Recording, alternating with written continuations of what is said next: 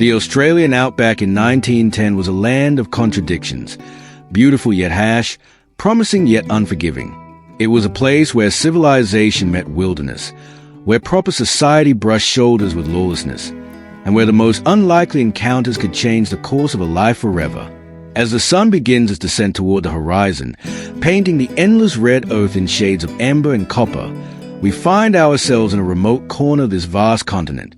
Here, where the nearest neighbor might be days away by horseback, where the silence is broken only by the occasional cry of a kookaburra or the rustle of eucalyptus leaves in the evening breeze, unexpected meetings carry the weight of destiny. This is a story of such an encounter, one that began with fear and suspicion, evolved through necessity and understanding, and concluded with something neither participant could have anticipated when the evening shadows first began to lengthen. It is a tale that speaks to the human capacity for transformation, for finding connection in the most unlikely circumstances, and for discovering that sometimes our greatest adversaries become our most trusted allies. In the fading light of an outback evening, two souls, each carrying their own burdens, their own secrets, their own reasons for being in this godforsaken yet magnificent wilderness, are about to discover that fate has a peculiar sense of timing, and that dawn can bring revelations as surprising as they are profound. If you enjoy stories of second chances, unexpected bonds, and powerful transformations, don't forget to subscribe to the channel and share your thoughts in the comments. Chapter 1. A Visitor with No Name. The kettle's whistle pierced the evening silence like a bird's cry, and Pauline Morrison lifted it from the wood-burning stove with the practiced efficiency of a woman who had learned to do everything for herself. At 49, she had been managing this small homestead alone for 3 years now, ever since tuberculosis had claimed her husband Robert and left her with nothing but 40 acres of red dirt, a handful of scraggly chickens, and a determination as stubborn as a drought that seemed to visit their corner of the world with religious regularity. She poured the boiling water into her chipped porcelain teapot, one of the few wedding gifts that had survived both the journey from England and the harsh realities of frontier life, and allowed herself the small luxury of inhaling the Earl Grey's bergamot scent. It was a one daily indulgence, this evening cup of proper tea, a ritual that connected her to a more civilized world beyond the endless expanse of scrub and stone. The sun hung low on the western horizon, a bloated orange orb that painted the sky in streaks of rose and gold. Soon it would disappear entirely, and the outback would transform from a furnace into an icebox, as it did every day with the reliability of a church bell. Pauline had learned to appreciate these transitional moments, when the oppressive heat began to lift and the first evening breezes stirred the dust into lazy spirals. She was settling into a wooden chair on the narrow veranda, teacup balanced carefully in her weathered hands, when she noticed a figure on the horizon. At first, it was merely a dark smudge against the sunset, barely distinguishable from the scattered boulders and stunted trees that dotted the landscape. But as minutes passed, the smudge resolved itself into the unmistakable silhouette of a man on horseback, moving steadily toward her homestead with the purposeful gait of someone who knew exactly where he was going. Pauline set down her teacup with deliberate calm, though her pulse had quickened considerably. Visitors were rare enough in this isolated corner of the world, but visitors who arrived at dusk, unannounced and alone, were cause for concern. She rose from her chair and moved to the edge of the veranda, shading her eyes against the dying light as she tried to make out more details of the approaching rider. The man set his horse well, she observed, with the easy confidence of someone born to the saddle. His clothes were dark and practical, a wide-brimmed hat, a long coat despite the heat, and what appeared to be boots suitable for hard riding. As he drew closer, she could see that his horse was a fine animal, well cared for and strong, not the sort of mount a drifter or petty criminal would likely possess. When he was perhaps 50 yards from the homestead, the rider pulled up and remained motionless for a long moment, studying the small collection of buildings with an intensity that made Pauline's skin prickle with unease. She had the distinct impression that he was cataloging everything: the position of the house, the location of the band, the small chicken coop, even her own position on the veranda. Finally, he touched his heels to his horse's flanks and resumed his approach, but slowly now, almost ceremoniously. When he reached the edge of a small yard, marked by nothing more than a few wooden posts and her own mental boundary of what constituted civilized space, He stopped again and touched the brim of his hat in a gesture that might have been courtesy or mockery. "Evening," he called out, and his voice carried clearly across the still air. It was a pleasant enough voice, she had to admit, deep and measured, with a hint of an accent she couldn't quite place. Not Australian-born, certainly, but not English either. Perhaps American or Canadian. "Good evening," she replied, proud that her voice betrayed none of the nervousness she felt. "You're rather far from anywhere to be traveling at this hour." The man dismounted with fluid grace and approached the veranda steps, leading his horse by the reins. In the dying light, she could see more of his features now.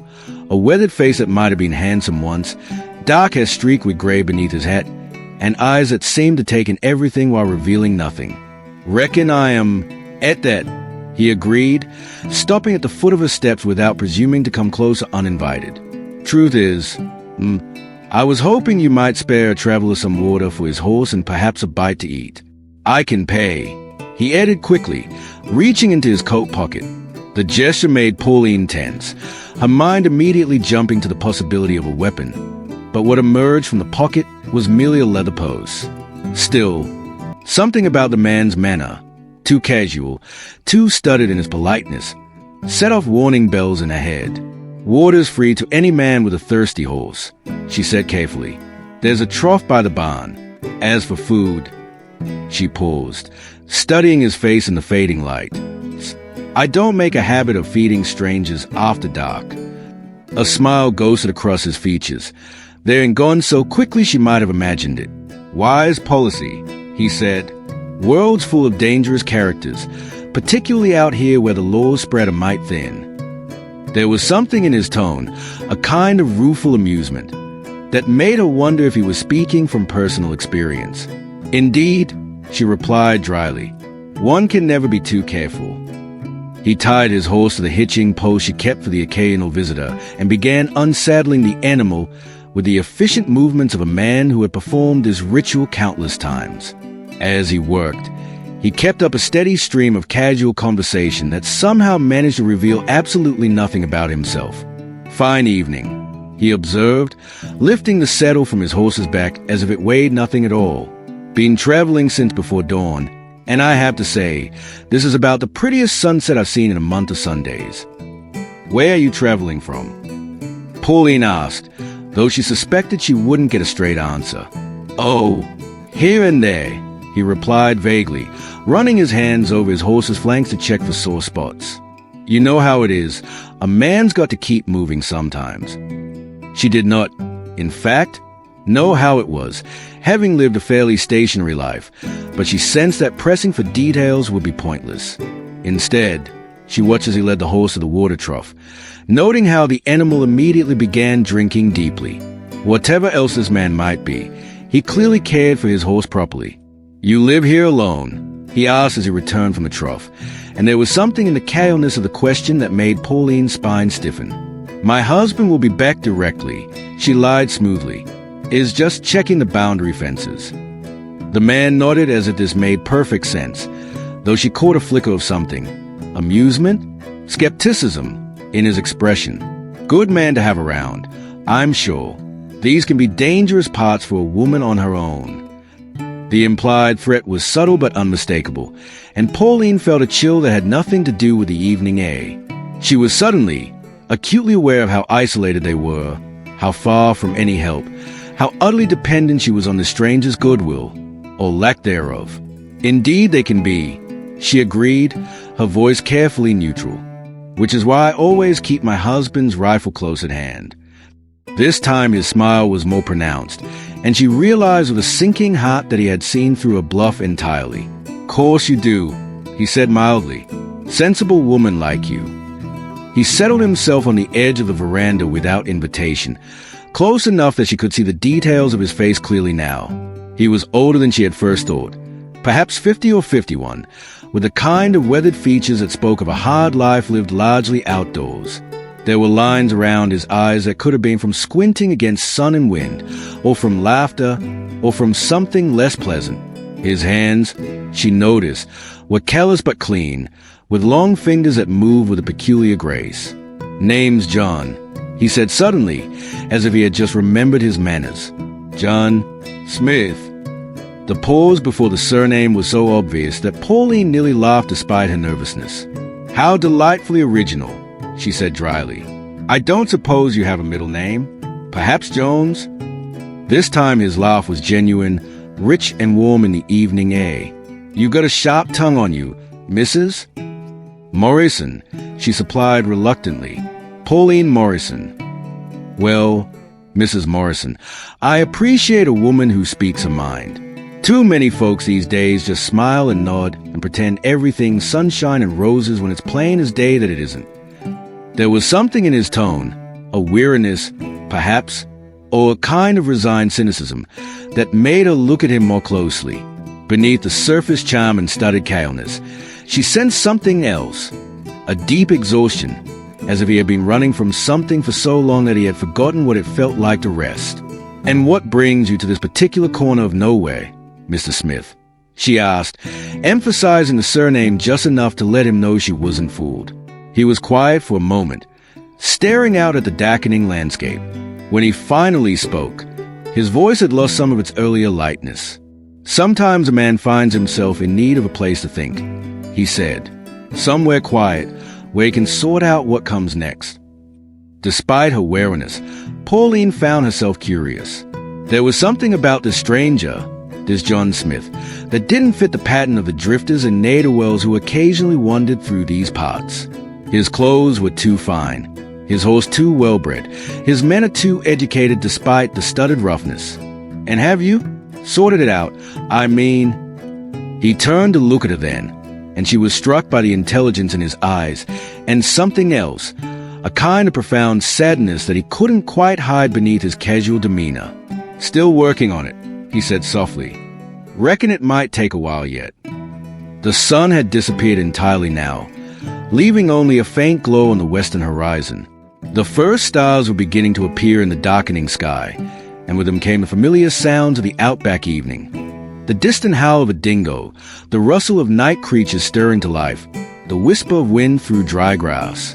Pauline shivered slightly, though whether from cold or apprehension she couldn't say. The temperature was dropping rapidly, as it always did once the sun went down, and she found herself torn between the demands of basic hospitality and a growing certainty that this man represented some kind of danger. "I should be getting inside," she said, rising from her chair. "The nights get cold quickly out here." John Smith rose as well, and she was reminded of how tall he was, at least 6 feet, with broad shoulders that spoke of physical strength. In the darkness, his features had become indistinct, which somehow made him seem more threatening rather than less. "Of course," he said politely. "I don't suppose, that is, I know it's presumptuous of me, but I was wondering if I might bed down in your barn for the night. I've got my own blankets, and I'd be gone first light. I can pay," he added again, reaching for his purse. Pauline hesitated. Every instinct screamed at her to refuse, to send him on his way regardless of the darkness or the cold. But another part of her, the part that had been raised to believe in Christian charity and frontier hospitality, rebelled at the thought of turning away a traveler, even one who made her nervous. "I..." she began, then stopped as she noticed something that made her blood run cold. In the dim light spilling from a kitchen window, she could see the outline of something tucked into his belt. Something that looked very much like the handle of a pistol. He must have seen the direction of a gaze, because his hand moved almost casually to his coat, adjusting it to conceal whatever she had glimpsed. The movement was smooth and practiced, the gesture of a man accustomed to hiding weapons. "Actually," he said, and now his voice had changed subtly, losing its deferential tone and gaining something harder, more authoritative. "I think I will be staying the night. The barn will be just fine, but I'll be needing that meal we discussed earlier. And perhaps you could put some coffee on. It's liable to be a long night." The transformation was so complete and so sudden that Pauline felt as if she were looking at an entirely different person. Gone was the polite, somewhat weary traveler. In his place stood a man who was clearly accustomed to being obeyed, a man who had no doubt that his request would be honored regardless of her personal preferences. "I beg your pardon," she said, though her voice came out more breathless and indignant. "You heard me, Mrs. Morrison.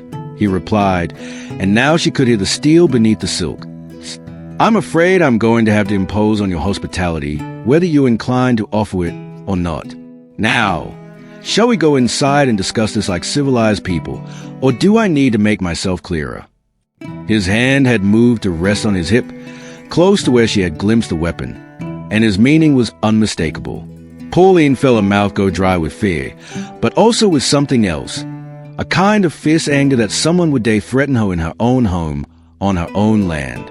You're making a mistake, she said quietly, proud that her voice remained steady despite the hammering of her heart. My husband. Your husband is 3 years dead, John Smith interrupted gently. Robert Morrison, age 52, died of consumption in the winter of 1907. He's buried in that little plot behind your house, under the stone marker you carved yourself because you couldn't afford a proper headstone. The casual recital of facts that no stranger should know hit Pauline like a physical blow. She staggered slightly, gripping the veranda railing for support as the implications sank in. How do you? Who are you? She whispered. I'm someone who makes it his business to know things, he replied, and for the first time since his arrival, his tone held a note of genuine regret. And right now, Mrs. Morrison, what I know is that you and I are going to be spending some time together. The question is whether that time is going to be pleasant or otherwise. He stepped closer, and she could smell leather and horse and something else. Gun oil, perhaps, or the lingering trace of tobacco. His presence seemed to fill the small veranda, making her acutely aware of how alone they were, how far from any help. Now, he continued in that same reasonable tone, why don't we go inside where it's warm, and you can fix us both something to eat? We've got things to discuss, you and I find these conversations go better when folks are comfortable. Pauline looked into his eyes, dark eyes that might have been kind under other circumstances, and realized that she had no choice whatsoever. Whatever this man wanted, whatever had brought him to her isolated homestead, she was going to have to play along until she could figure out a way to escape or summon help. Very well, she said with as much dignity as she could muster. But I want to know who you are and what you want with me. All in good time, Mrs. Morrison, John Smith replied, and his smile returned, but now it seemed less charming than predatory. All in good time. As they moved toward a front door, Pauline cast one last desperate glance at the darkening horizon, hoping against hope that she might see the lights of an approaching rider or hear the sound of hoofbeats. But there was nothing, only the vast, empty silence of the outback night and the growing certainty that she was completely at the mercy of a man whose true intentions remained utterly mysterious. The evening that had begun with such simple pleasures, her daily tea, the beauty of the sunset, the peaceful routine of another day survived, had transformed into something altogether more sinister. And as she opened her front door and felt John Smith's presence close behind her, Pauline Morrison could not have imagined that by dawn, everything she thought she knew about danger, about trust, and about the capacity for human connection would be forever changed. Chapter 2, Shade Fire, Unspoken Truths. The interior of Pauline's small house was neat as a pin and twice as sharp, John observed as he followed her through the doorway. Every surface was scrubbed clean, every item in its proper place, and the overall effect was one of a woman who had learned to take comfort in order when the world outside offered precious little of it.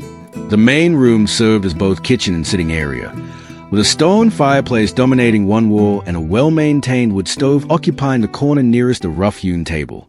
Sit, Pauline said curtly, gesturing toward one of the two wooden chairs that flanked the table. Her movements were stiff with suppressed anger and fear, but John noted with grudging admiration that her hands weren't shaking as she reached for the coffee pot.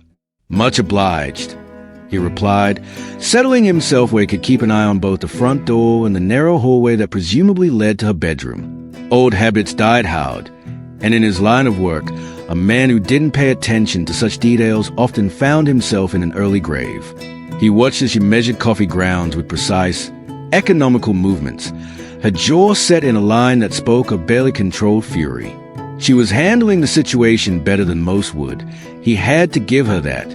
Many women, hell, many men, would have dissolved into hysterics by now, but Mrs. Pauline Morrison was made of sterner stuff. You've got a nice place here, he said conversationally, hoping to ease some of the tension that crackled between them like electricity before a storm. "Takes real grit to make a go of it out here alone."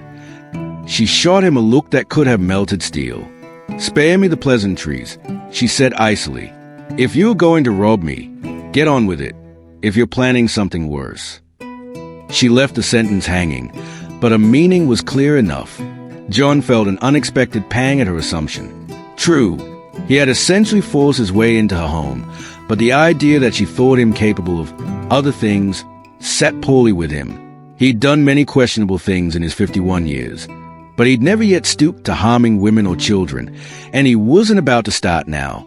"I'm not here to rob you, Mrs. Morrison," he said quietly, "and I'm certainly not here to hurt you. I give you my word on that."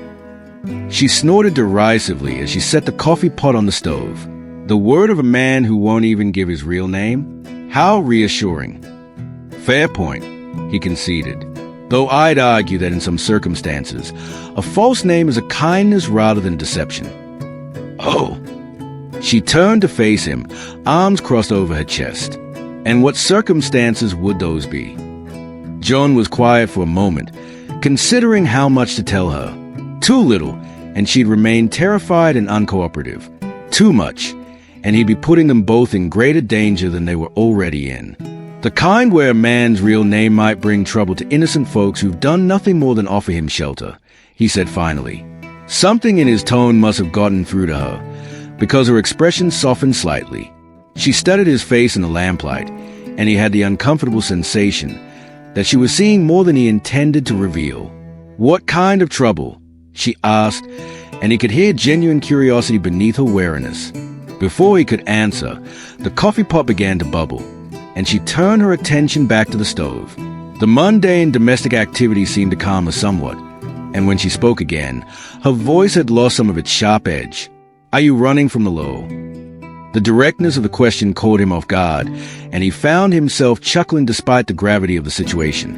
"You don't believe in beating around the bush, do you?" "Out here, directness is often the difference between living and dying," she replied pragmatically, pouring coffee into 2 chipped ceramic cups. A woman who can't read men quickly and accurately doesn't tend to survive long in the Outback. She set one of the cups in front of him and took the chair opposite, cradling her own cup between her palms as if drawing warmth from it. In the lamplight, he could see her more clearly now, the fine lines around intelligent hazel eyes, the silver threads beginning to show in hair that had once been a rich auburn, the small scar on her chin that spoke of some long-ago mishap. She was still a handsome woman, he realized, with a kind of quiet dignity that came from facing life's challenges head-on and emerging stronger for it. "To answer your question," he said after taking a sip of the excellent coffee, "it's more accurate to say that the law is looking for me rather than that I'm running from it." "Is there a difference?" "In my case, yes." He paused, choosing his words carefully.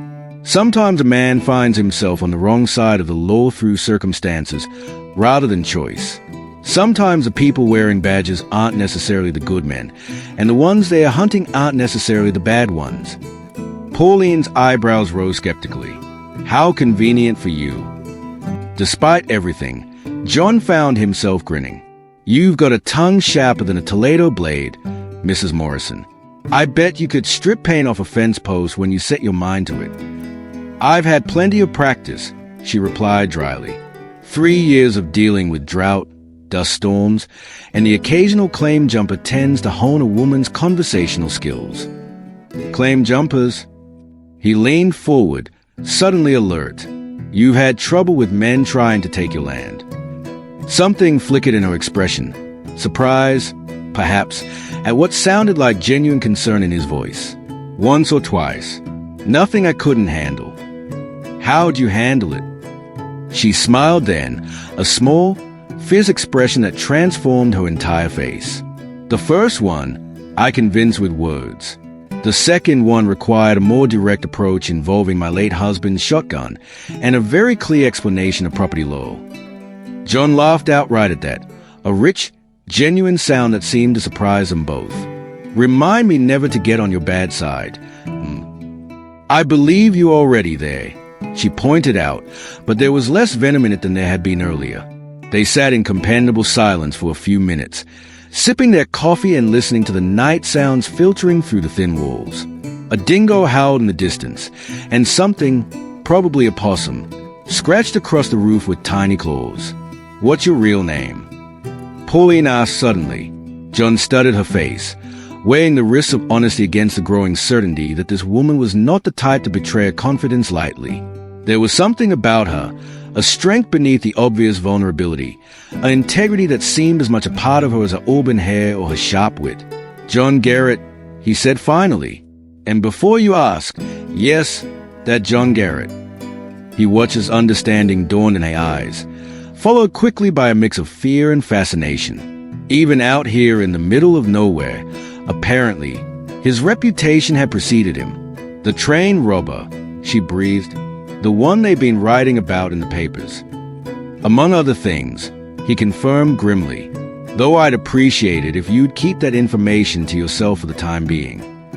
They say you've stolen nearly £50,000 over the past 5 years," she continued, studying him with new interest. "That you're the leader of the most successful gang of thieves in Australian history." "Newspapers tend to exaggerate," John replied mildly. "Makes for better sales, I reckon. They also say you've never killed anyone, that you're some sort of gentleman bandit who tips his hat to ladies and says please and thank you when he's relieving folks of their valuables." There was a question in a statement, and John considered how to answer it. The truth was more complicated than the newspapers made it sound. It always was. "I've never killed anyone who didn't try to kill me first," he said slowly. "As for the rest of it, well, a man's got to have some standards, even in my line of work." "Your line of work," she repeated thoughtfully. "And what exactly brought you to that particular profession, Mr. Garrett?" It was a fair question, and one he'd been asked before, though never quite so directly or by someone in quite these circumstances. He found himself wanting to give her an honest answer, which was peculiar given that honesty was not typically his strong suit when dealing with potential threats or complications. "Same thing that brings most men to it, I suppose," he said. "Desperation, bad choices, and a run of luck that went from bad to worse in a hurry." "That's rather vague." "Some stories are better left untold, Mrs. Morrison." She was quiet for a moment, considering this. When she spoke again, her voice was softer, more thoughtful. "I don't imagine it's a life you planned when you were a boy."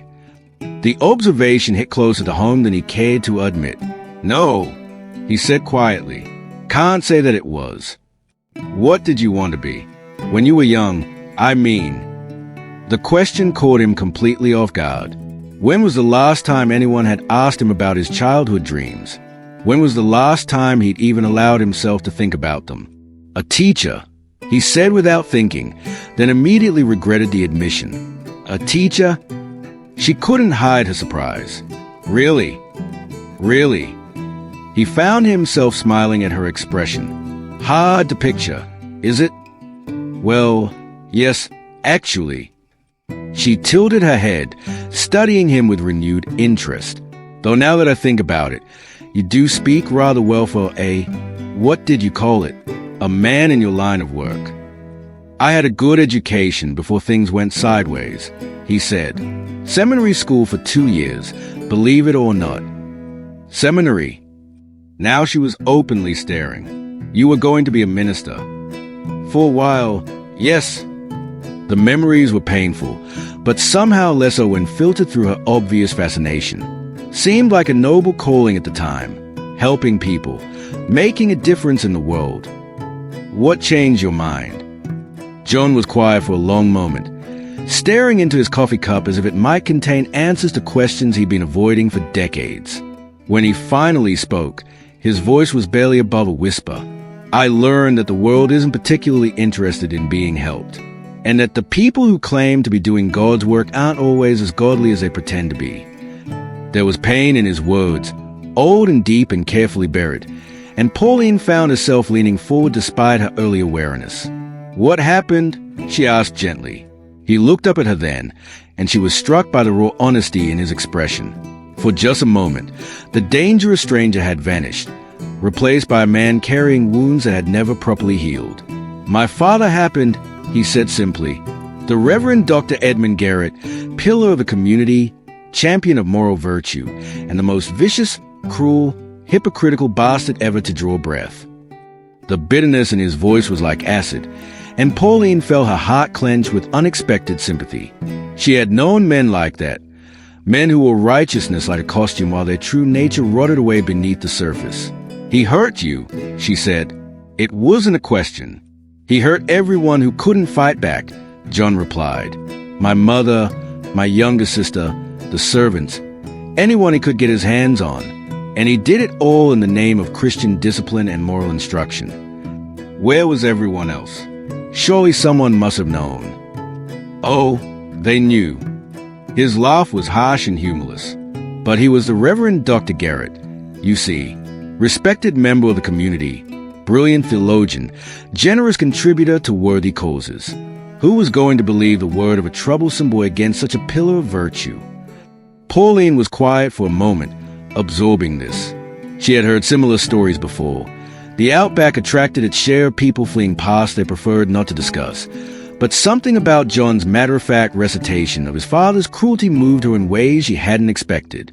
What happened to your sister? She asked softly. The change in his expression was immediate and terrible.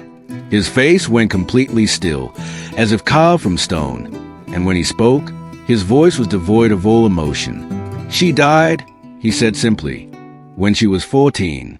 The official cause was pneumonia, but the truth was that she just gave up, stopped eating, stopped speaking, stopped trying to survive in a world where no one would protect her from the monster that shared her house. John, Pauline breathed, and the use of his first name seemed to surprise them both. I'm so sorry. He shook his head as if trying to clear it of unwelcome memories. That was a long time ago, Mrs. Morrison. Ancient history. No, she said firmly. It's not. Pain like that doesn't become ancient history. It becomes part of who you are. The question is what you choose to do with it. The observation was so perceptive, so accurate, that John felt as if she'd reached inside his chest and squeezed his heart. He stared at her across the small table, this unexpected woman who had somehow managed to see through years of carefully constructed defenses in the space of a single evening. And what do you think I've chosen to do with it?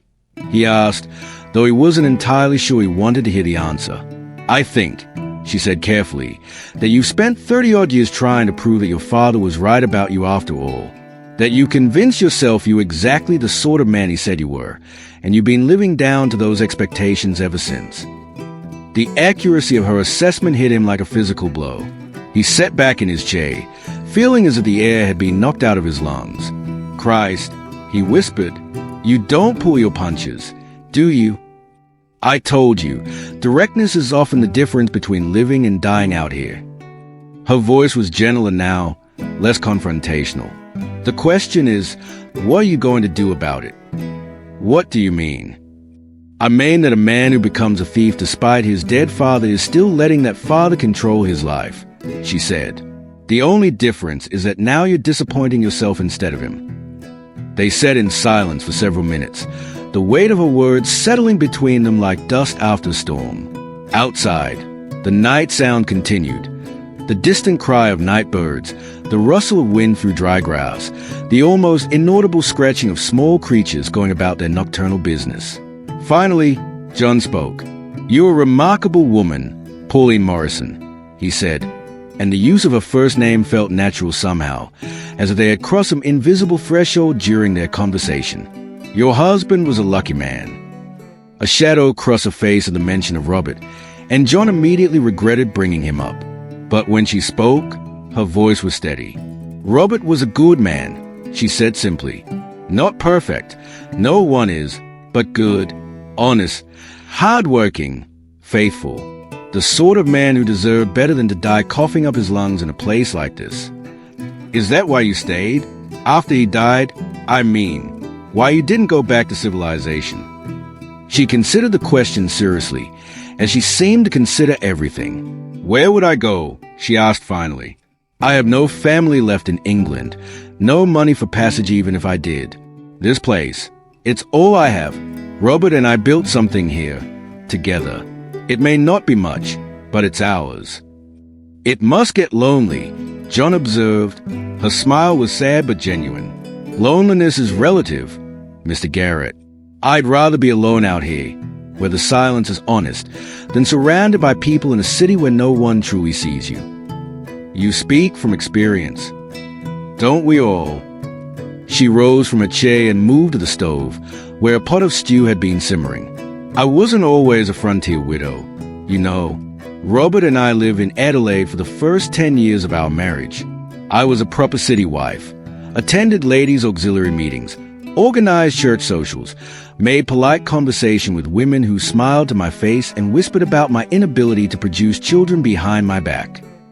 John watched as she ladled the fragrant stew into 2 bowls, her movements efficient despite the obvious pain the memories caused her. That must have been difficult.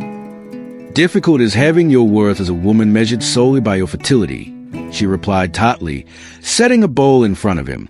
Difficult is having your husband's colleague suggest, ever so politely, of course, that perhaps he might be happier with a more fruitful wife.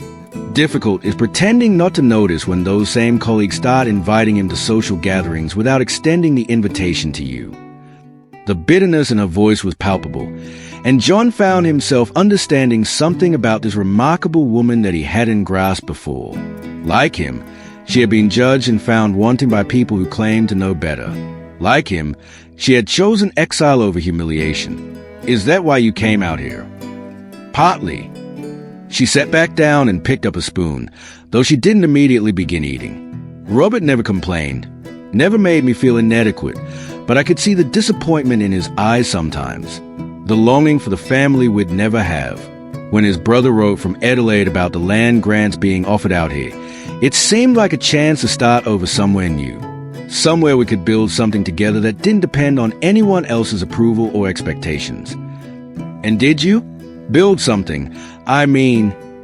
Her expression softened, and for the first time since he'd arrived, she looked genuinely peaceful.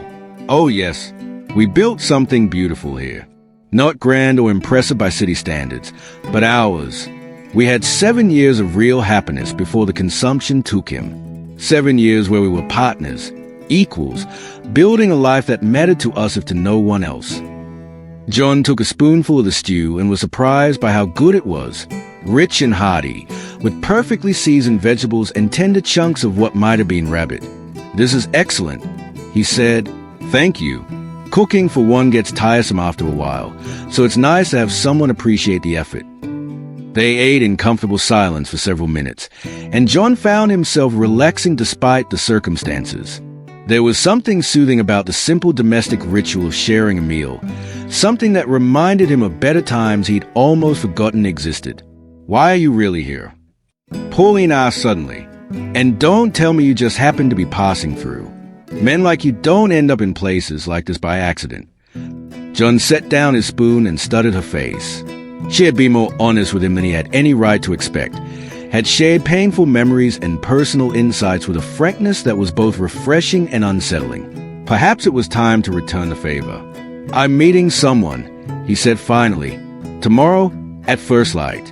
Someone who has information I need. What kind of information? He hesitated, then decided to trust her with the truth. The kind that might clear my name, or get me killed. Possibly both. Her eyes widened slightly. You're talking about evidence that could prove your innocence. Not innocence exactly, he corrected. I've done plenty of things that were illegal, no question about that. But the charges they're hanging around my neck now, those aren't mine. Someone's been using my reputation to cover their own crimes, and it's gotten to the point where I'm wanted for things I never did. Like what?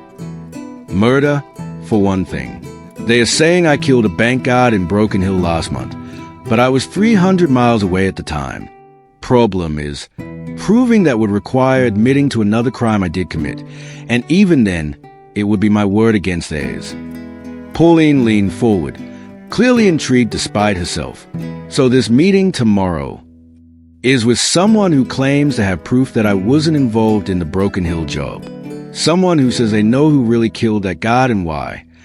And you believe them. John's smile was grim. I believe they want something from me.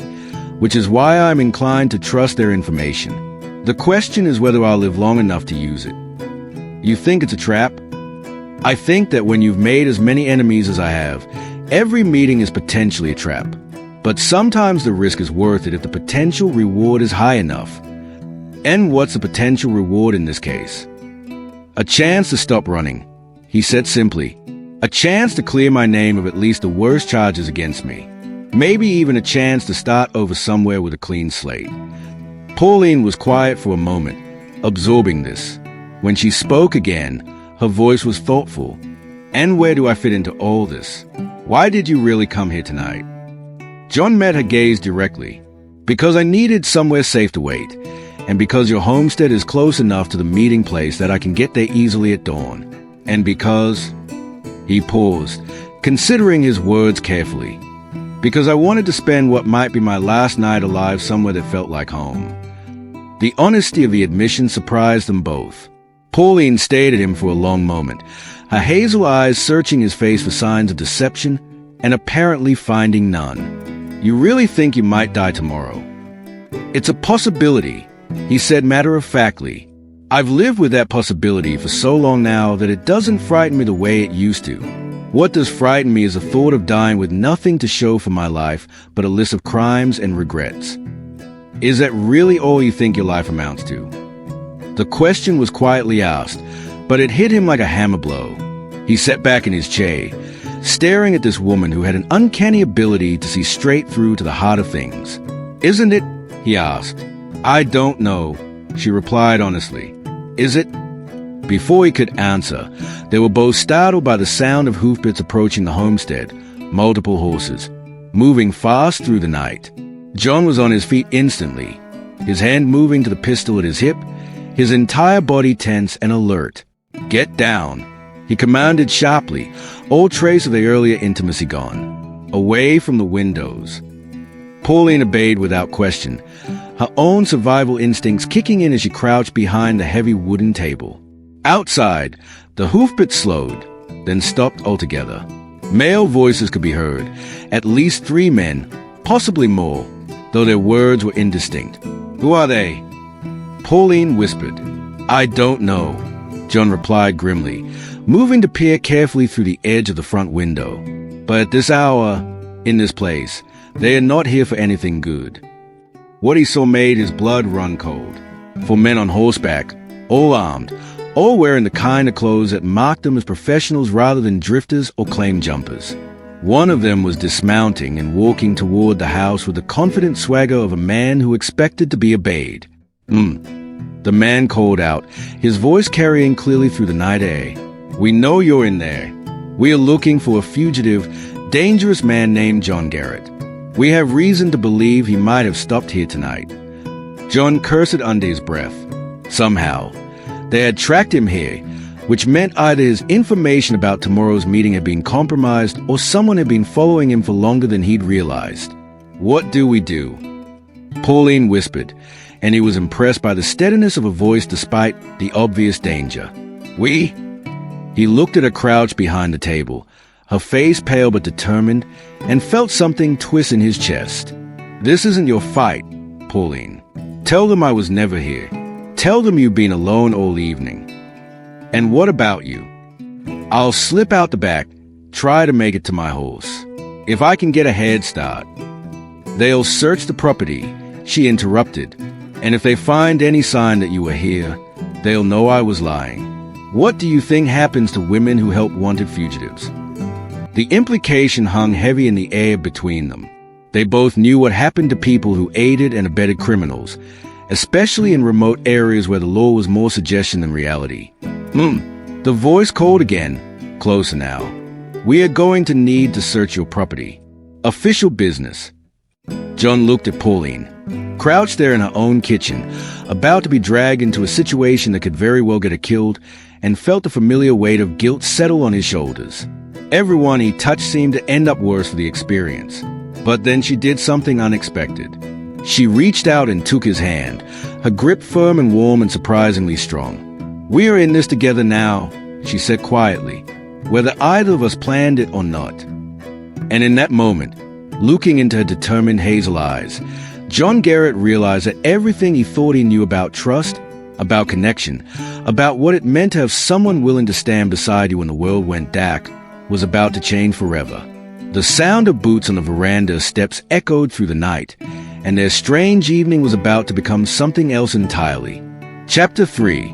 Before the First Light. Quick, John whispered urgently, his mind racing through possibilities. Is there another way out of here? Root cellar, Pauline replied without hesitation, pointing toward a narrow door he hadn't noticed earlier, partially concealed behind a wooden crate. It connects to a tunnel Robert dug, comes out near the chicken coop. The sound of heavy footsteps on the veranda was getting closer, accompanied by the jingle of spurs and the creak of leather. John could hear the men talking in low voices, organizing themselves for what was clearly going to be a thorough search. Go, Pauline said, releasing his hand and moving toward the front door. I'll stall them as long as I can. No. The word came out sharper than he'd intended, and he saw her eyes widen in surprise. If they find any trace that I was here, and they will, these aren't amateurs, they'll know you helped me. I won't have your blood on my hands. Then what do you suggest? John's mind was working furiously, weighing options that all seemed to end badly. But then an idea occurred to him, desperate, risky, and probably foolish, but perhaps their only chance. How good are you at lying under pressure? He asked. What do you mean? I mean, can you convince those men out there that you've taken me prisoner instead of the other way around? Pauline stared at him for a moment, her quick mind obviously working through the implications. You want me to claim I've captured John Garrett? Think about it, he said urgently. A widow woman, alone on her homestead, manages to get the drop on the most wanted man in the territory?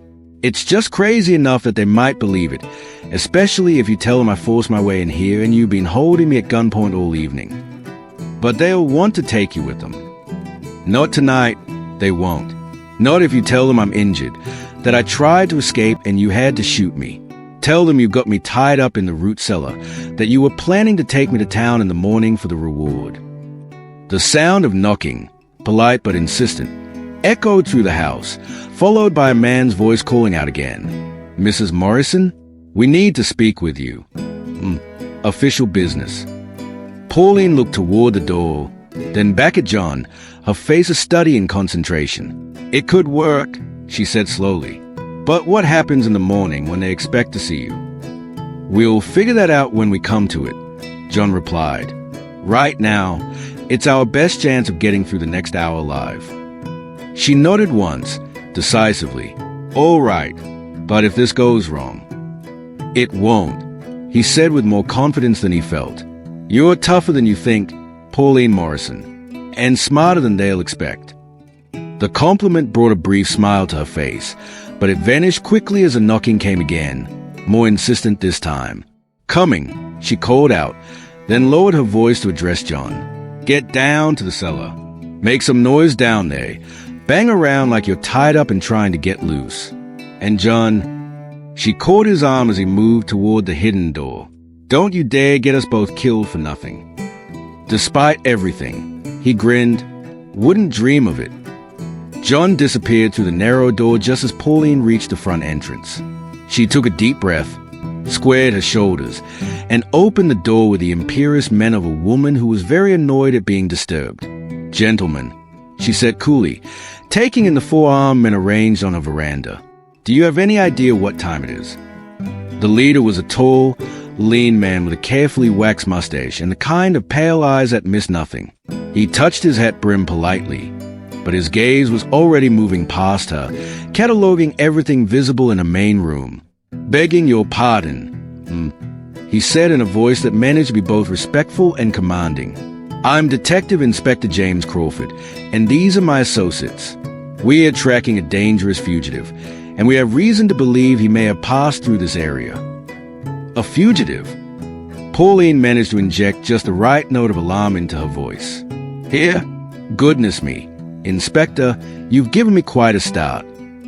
The man we are looking for is John Garrett, Crawford continued, studying her face carefully for any reaction. He is wanted in connection with several serious crimes, including murder. Have you seen anyone matching his description this evening?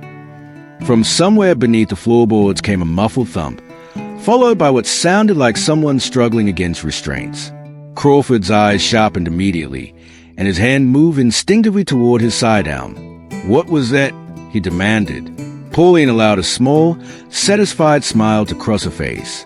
"That, Inspector, would be your John Garrett, and I do believe is getting rather restless." The effect of her words on the four men was immediate and dramatic.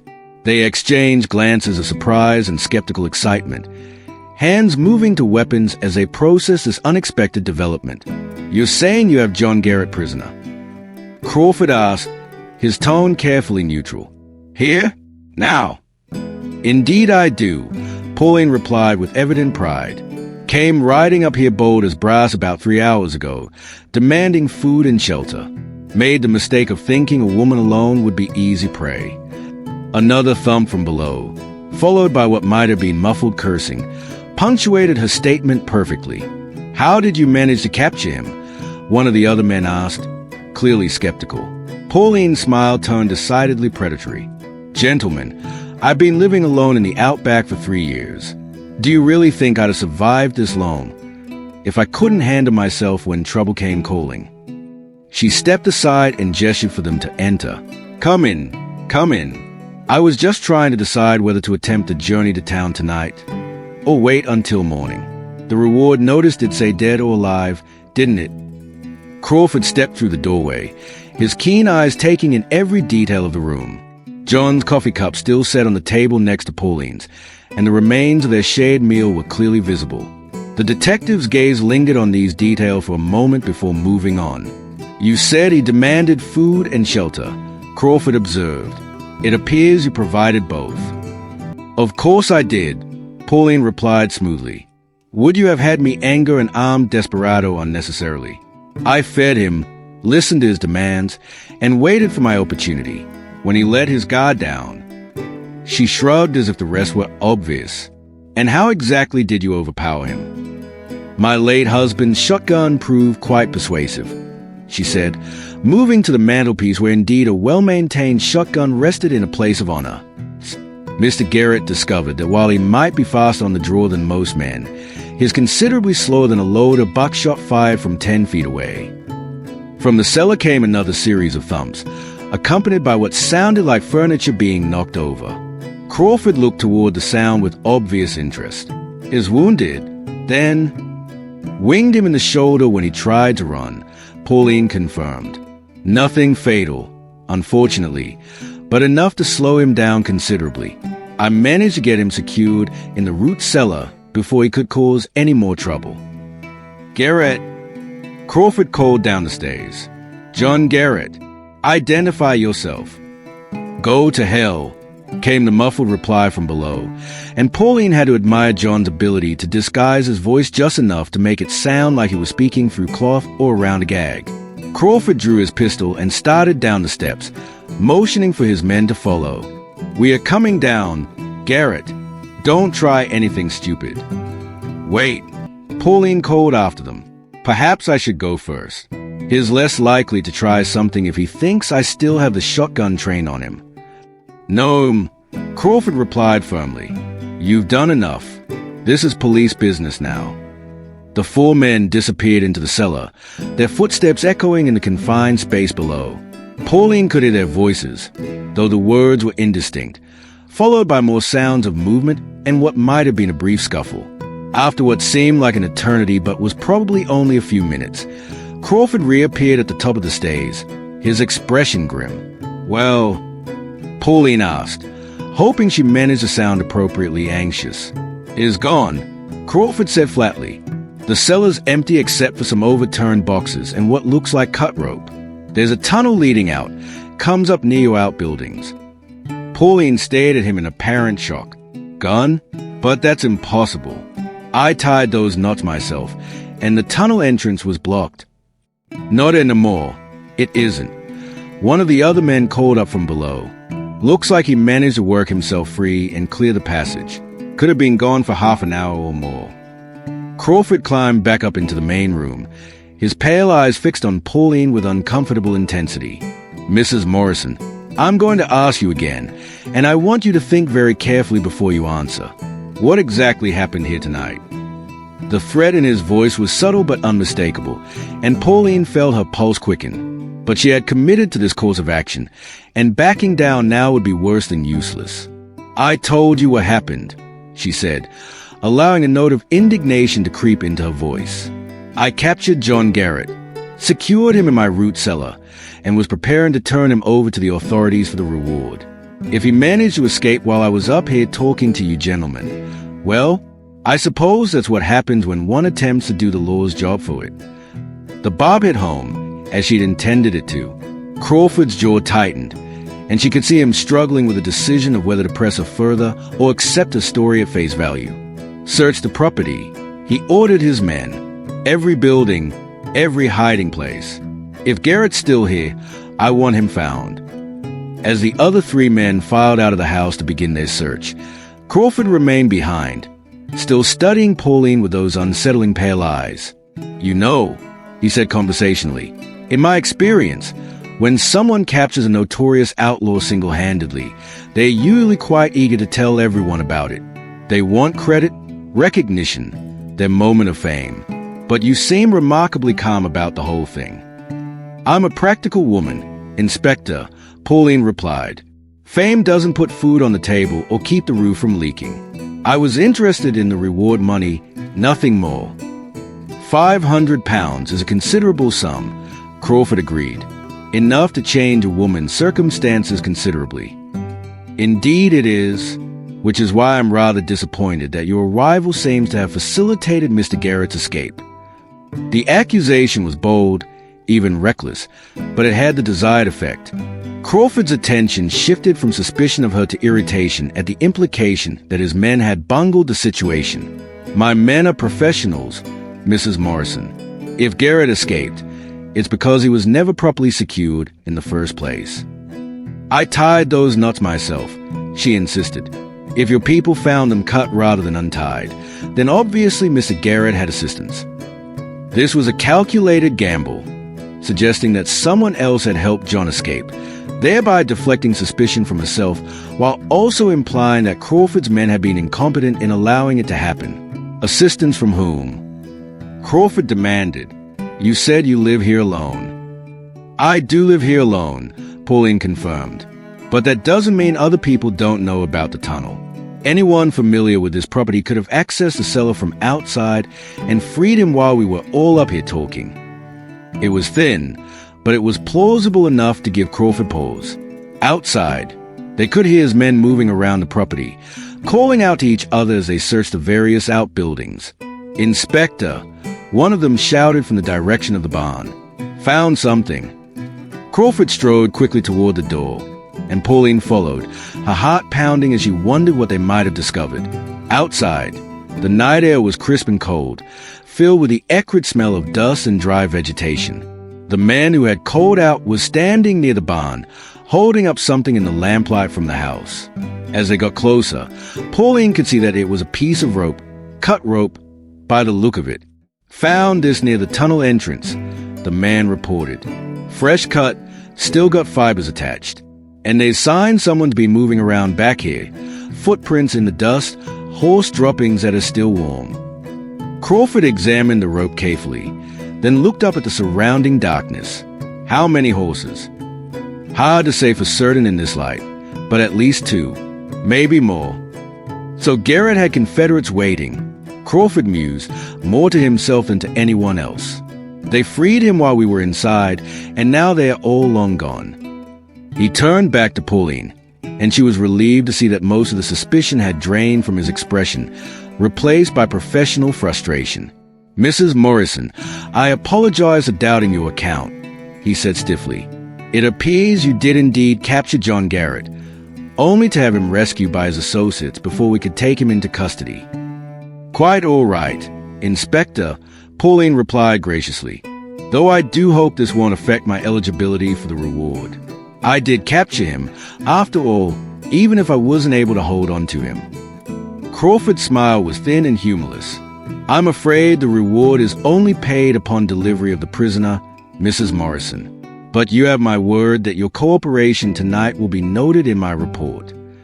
The sound of approaching hoofbeats interrupted them, and they turned to see the fourth member of Crawford's team returning from what had apparently been a wider search of the area. "Nothing," the man reported as he dismounted. "Found some tracks heading northeast, but they are too old to follow in the dark. Could be from anybody." Crawford nodded grimly. "We'll pick up the trail at first light. For now, we'll make camp here for the night, if that's acceptable to you, Mrs. Morrison. I want to be ready to move as soon as there's enough light to track properly." Pauline's blood chilled at the prospect of having 4 armed men camping on a property all night, but she could hardly refuse without arousing fresh suspicion. "Of course," she said, "you're welcome to use the barn. There's hay for your horses and enough room for your bedrolls." "Much obliged," Crawford replied. "We'll try not to be any more of an imposition than necessary." As the men began settling their horses and preparing to bed down for the night, Pauline excused herself and returned to the house, her mind racing. John was out there somewhere in the darkness, probably not far away, given how quickly he'd had to improvise his escape. But where exactly? And how was she going to warn him that Crawford intended to take up the trail at dawn? She moved through her house mechanically, clearing away the evidence of their shared meal and trying to think. The detective was nobody's fool. He'd been suspicious of a story from the beginning, and she had no doubt that he'd be watching for any sign that she was in contact with the fugitive he was hunting. But as she stood at her kitchen window, looking out into the vast darkness of the Outback night, she found herself thinking less about the dangers of the situation and more about the man who had shared her table and a conversation just a few hours earlier. John Garrett might be a wanted criminal, but he was also a man who had been shaped by circumstances beyond his control, who carried wounds that had never properly healed, and who was trying, perhaps for the first time in his adult life, to find a way to redemption. She thought about his admission that he had wanted to be a teacher, that he had once believed in the possibility of helping others and making a positive difference in the world. She thought about the pain in his voice when he spoke of his sister, and the careful way he had avoided looking directly at her when he revealed the truth about his father's cruelty. Most of all, she thought about the moment when he had looked at her across the table and said he had come here because he wanted to spend what might be his last night alive somewhere that felt like home. The honesty of that admission, the raw vulnerability beneath his carefully maintained defenses, had touched something in her that she had thought died with Robert. A sound from outside drew her attention. One of Crawford's men making his rounds, checking the perimeter of a property with the methodical thoroughness of a professional.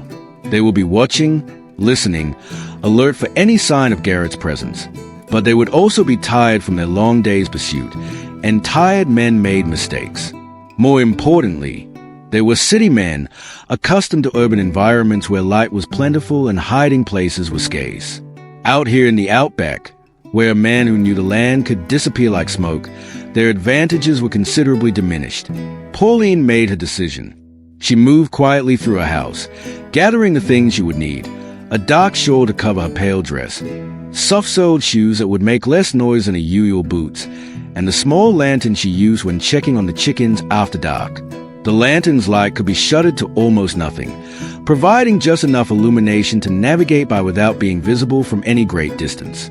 40 minutes after Crawford's men had settled down for the night, Pauline slipped out of her house through the back door, moving with the careful stealth of someone who had learned to navigate the darkness by necessity. The moon was only a thin crescent, providing minimal light, but she knew her property well enough to move without stumbling. She made her way toward the chicken coop, ostensibly to check on her birds, a reasonable enough activity that wouldn't arouse suspicion if she was spotted. But once she reached the small wooden structure, she continued past it toward the rocky outcropping where the tunnel entrance was concealed. "John," she whispered into the darkness, barely breathing the word. "John, are you there?" For a moment, there was no response, and she began to wonder if he had indeed fled the area entirely. But then a shadow detached itself from the larger darkness near the rocks, and she saw him emerge from what must have been a nearly perfect hiding place. "Pauline," he said softly, and she could hear the relief in his voice. "I was hoping you'd find a way to slip out here. Are you all right? Did Crawford give you any trouble?" "Nothing I couldn't handle," she replied, though she was surprised by how glad she was to see him alive and apparently unharmed. "But is planning to pick up your trail at first light. You need to be far away from here before dawn." John nodded grimly. "I figured as much. My horse is hidden about half a mile north of here, near the old creek bed. I was just waiting to make sure you were safe before I made my move." The fact that he had risked capture by staying close enough to keep an eye on his situation touched her more than she cared to admit. "You should have gone immediately," she scolded quietly, "if they had found you." "They didn't," he interrupted gently, "and I wasn't about to leave without knowing you were safe. You took a hell of a risk tonight, Pauline. Why?" It was a fair question, and one she had been asking herself ever since Crawford and his men had ridden away into the barn. Why had she helped a man she had known for less than 4 hours? Why had she lied to the authorities and risked her own freedom for the sake of someone who was, by his own admission, a criminal? "I don't know," she said honestly. "Maybe because I've spent too many years watching good people get crushed by circumstances beyond their control. Maybe because I recognize another survivor when I see one. Or maybe because—" She paused, searching for words that could adequately express the complex emotions swirling within her. "Because," he prompted gently. "Because when you look at me across my kitchen table tonight, you saw me," she said finally. "Really saw me. Not just as a lonely widow or convenient pawn in whatever game you're playing, but as a person worth talking to, worth listening to. It's been a long time since anyone looked at me that way." John was quiet for a moment, absorbing the weight of her words. When he finally spoke, his voice was rougher than usual. "You're a remarkable woman, Pauline Morrison," he said. "And for what it's worth, you're right, I do see you. I see a woman who's stronger than she knows, braver than she thinks, and far too good for the likes of me." "Don't," she said sharply. "Don't you dare diminish yourself like that. Not after everything we've talked about tonight. I'm a wanted man," he pointed out. "A criminal who spent the better part of his adult life running from the law and making enemies. What kind of future is that for anyone?" "The kind of future that can be changed," she replied firmly. "You told me yourself that you might have a chance to clear your name tomorrow, that you might finally be able to stop running. And if I can't? If this meeting goes badly and I end up dead or captured?" The question hung between them in the darkness, laden with implications neither of them wanted to examine too closely. Finally, Pauline reached out and took his hand, just as she had done in the kitchen when Crawford's men had first arrived. "Then at least you'll know that someone believed you were worth saving," she said quietly. "Someone who saw past the reputation and the wanted posters to the man underneath." John stared down at their joined hands, and even in the darkness she could see the tension in his shoulders, the careful control he maintained over his emotions. "Pauline," he said finally, "when this is over, if I survive it, I want to come back here, not as a fugitive seeking shelter, but as a man hoping to build something better. Would that be something you might be interested in?" The question was asked with the hesitant vulnerability of a man who had been disappointed too many times to expect good news, but who couldn't quite stop himself from hoping. It was so different from the confident, dangerous stranger who had first appeared on a veranda that she felt her heart clench with tenderness. "John Garrett," she said, and her voice was warm with affection despite the gravity of their situation. "Are you asking if you can come courting?" Even in the darkness, she could see his smile. "I suppose I am. At that, though I should probably warn you that my courting skills are more than a little rusty. It's been quite a while since I've had occasion to use them." "Well then," she said, matching his smile with one of her own, "I suppose we'll both be learning as we go." The sound of movement from the direction of the barn reminded them both of the urgency of their situation. They had lingered too long already, and dawn was still several hours away. Hours that John would need to put as much distance as possible between himself and Crawford's tracking party. "I have to go," he said reluctantly, but made no move to release her hand. "I know." She squeezed his fingers gently, then forced herself to let go. "But John, be careful tomorrow. Whatever this meeting is about, whoever you're supposed to meet, don't trust anyone completely. Not until you're absolutely certain." "I won't," he promised. And Pauline, if something does happen to me, if I don't make it back. You will, she interrupted firmly. I don't know how I know it, but I do. You're going to survive this. Clear your name and come back here. And when you do, we are going to figure out what comes next. Together. John leaned forward and pressed a gentle kiss to her forehead, a gesture so tender and unexpected that it took her breath away. Until then, he whispered against her hay. Until then, she agreed, and then he was gone, melting back into the darkness with the silent grace of a man who had spent years learning to move unseen. Pauline stood alone among the rocks for several minutes, listening for any sound that might indicate his passage, but heard nothing. It was as if he had simply vanished into the vast emptiness of the outback night. She made her way carefully back to the house, slipping inside through the same door she had used to leave. The main room felt different somehow, smaller, quieter, as if John's presence had expanded the space and his absence had caused it to contract again. She settled into her chair by the cold fireplace and wrapped a blanket around her shoulders, knowing that sleep would be impossible. Instead, she sat in the darkness and listened to the night sounds filtering through the walls, the distant call of a night bird, the whisper of wind through dry grass, and occasionally the murmur of voices from a band where Crawford's men were supposedly resting. As the hours crept by, Pauline found herself thinking about the strange twist of fate that had brought John Garrett to her door. If he had arrived a day earlier or later, if Crawford's men had been tracking him more closely, if she had chosen to turn him away instead of inviting him in. Any one of a dozen different circumstances could have prevented their meeting entirely. But instead, they had found each other in this remote corner of the world, two people carrying their own wounds and disappointments, and had discovered something neither had expected to find again, the possibility of connection, of understanding, of hope for a different kind of future. She thought about his admission that he had once wanted to be a teacher, and found herself imagining what he might have been like in that role, patient, thoughtful, able to see potential in students that others might overlook. The same qualities that had allowed him to see past the lonely circumstances to the person beneath. She thought about his pain when speaking of his sister, and the way his voice had changed when he described his father's cruelty.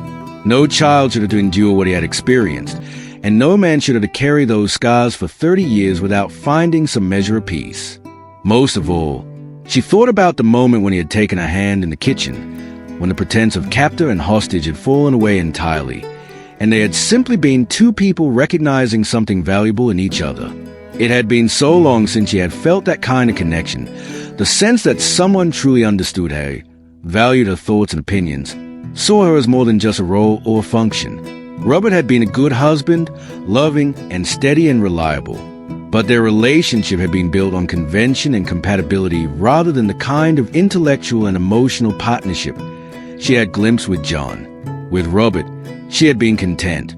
With John, she felt truly alive in ways she had forgotten were possible. The eastern horizon was beginning to show the faintest hint of gray when she heard stirring from a barn. Crawford's men would be preparing to take up the trail soon, following tracks that would lead them away from a property and, hopefully, away from any chance of catching their quarry. She rose from her chair and moved to the kitchen, where she began the familiar routine of making coffee and preparing breakfast. When Crawford knocked on her door 20 minutes later, she was able to greet him with the appropriate demeanor of a woman who had spent the night fretting about the dangerous criminal who had escaped from her custody. Any sign of him, she asked as she invited the detective inside.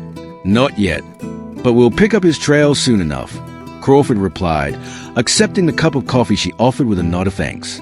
These outlaws always think they are cleverer than they are, but a good tracker can follow sign that stays old if he knows what to look for. I do hope you catch him, Pauline said, injecting just the right note of concern into her voice. The thought that is still out there somewhere, knowing where I live. You needn't worry, Mrs. Morrison, Crawford assured her. Garrett's smart enough to put as much distance between himself and this place as possible. He knows we'll be watching for any attempt to return here.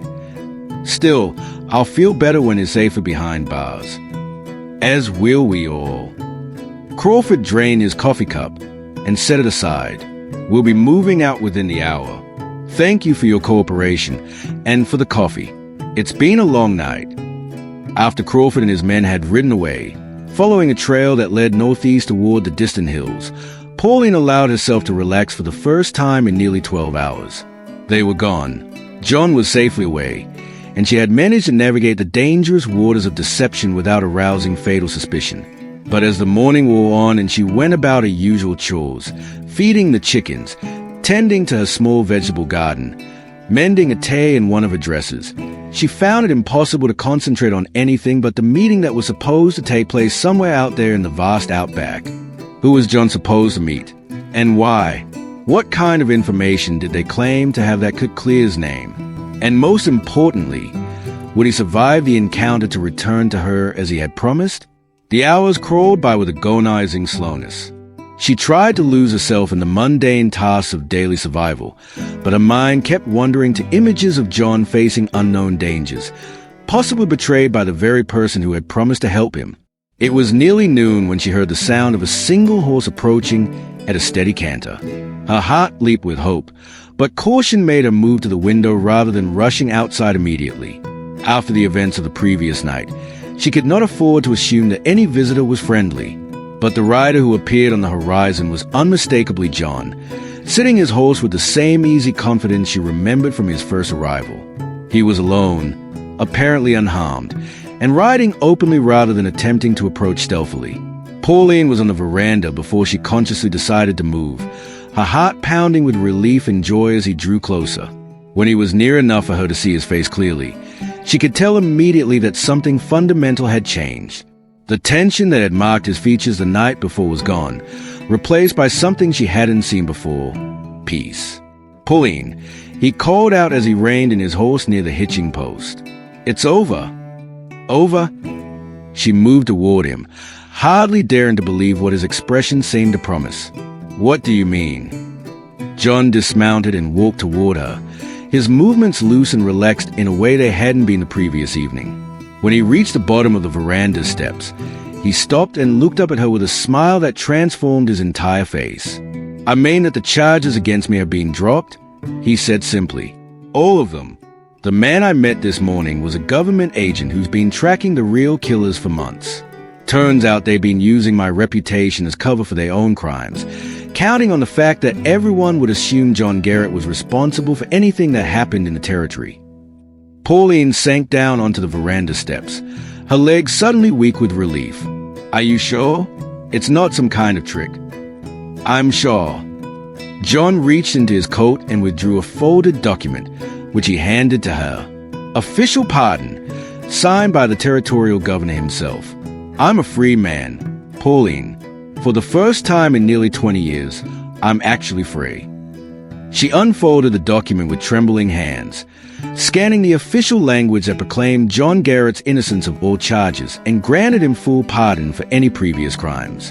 At the bottom was an impressive array of seals and signatures that left no doubt about its authenticity. "John," she whispered, looking up at him with tears in her eyes, "I can't believe it. After everything you've been through." "I know." He climbed the steps and sat down beside her, close enough that their shoulders touched. "I keep expecting to wake up and find out it was all a dream. But it's real, Pauline. The nightmare is finally over." "What happens now?" she asked, though she thought she already knew the answer from the way he was looking at her. "Now," he said, taking her hand in both of his, "I'd like to make good on that promise I made last night. If you'll have me, I'd like to stay here with you, help you build something better than either of us could manage alone." "Stay." She searched his face, looking for any sign of doubt or reservation. "You mean permanently?" "As permanent as you're willing to make it," he confirmed.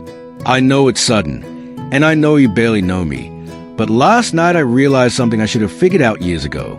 Home isn't a place. It's a person you want to share your life with. And if you'll have me, Pauline Morrison, I'd like to make this place our home."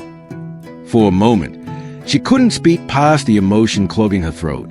The loneliness that had been a constant companion for 3 years seemed to lift away like morning mist, replaced by something warm and bright and full of possibility. "Yes," she said finally, her voice thick with unshed tears. "Yes, I'll have you. But John, I need you to understand something. I'm not the same woman I was when Robert was alive. These years alone have changed me, made me harder in some ways, more independent. I won't be content to simply keep house and follow orders.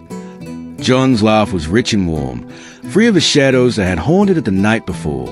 Pauline, after watching you outmaneuver Detective Inspector Crawford last night, I wouldn't dream of trying to change you. I fell in love with a woman strong enough to capture the most wanted man in the territory single-handed. Why would I want anything less? In love, she repeated, her heart skipping at the casual way he said it. Hopelessly, he confirmed, lifting a hand to his lips and pressing a gentle kiss to her knuckles. Probably from the moment you told me my choice of alias was delightfully original. Definitely by the time you looked me straight in the eye and told me I was still letting my father control my life. That seems rather fast, even for a notorious outlaw. Maybe it just took me 51 years to recognize the real thing when I finally found it. Pauline studied his face, seeing in it the same wonder she felt herself. How is it possible that a chance encounter with a stranger could transform into something this profound in the space of a single night? You know, she said thoughtfully, when you first arrived here yesterday evening, I thought you were the most dangerous thing I'd ever encountered. And now I think you might be the safest thing in my world. She leaned against his shoulder, feeling the solid warmth of him, the steady rhythm of his breathing. Isn't that strange? The man who should have been my greatest threat turned out to be my greatest protection. Not so strange, John replied, wrapping his arm around his shoulders.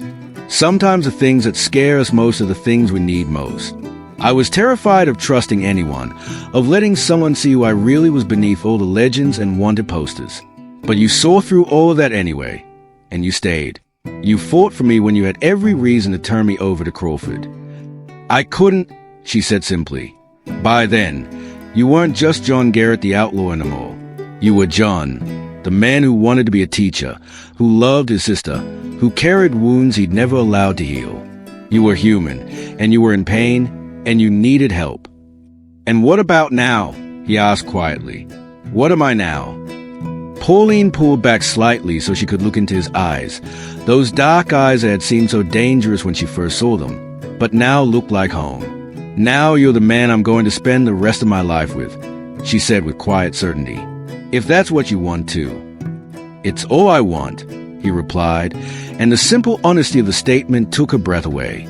Everything else, the adventures, the excitement, the danger, none of it means anything compared to the chance to wake up every morning next to you, to build something lasting together, to finally have a reason to stay in one place. Even if that place is the middle of nowhere. Especially if it's the middle of nowhere. We'll have all the time in the world to get to know each other properly, to figure out how to make this work. And Pauline, he cupped her face gently in his hands. I promise you won't be lonely anymore. Not ever again. Neither will you, she whispered. And then his lips were on hers in a kiss that was tender and passionate and full of promise of the future they were going to build together. When they finally broke apart, the sun was high overhead, warming the red earth and painting the endless sky in shades of brilliant blue. Somewhere in the distance, a kookaburra called out its distinctive laugh, as if celebrating this unexpected turn of events. So, John said eventually, his arms still around her shoulders, what happens next? Next, you help me figure out how to expand the chicken coop, Pauline replied practically. If we are going to make a proper go of this place, we'll need more than 6 scraggly hens. Chickens? John grinned. I have to admit, that wasn't what I was expecting you to say. What were you expecting? Something more romantic, I suppose. Declarations of undying love, perhaps, or discussions about wedding plans. Oh, we'll get to that, she assured him, her eyes twinkling with mischief. But first, we have practical matters to attend to. A homestead doesn't run itself, you know, and if you're going to be staying, you're going to have to pull your weight. Yes, he said with mock solemnity. Any other orders for your newly reformed outlaw? Just one. She turned in his arms so she could face him properly, her expression growing serious.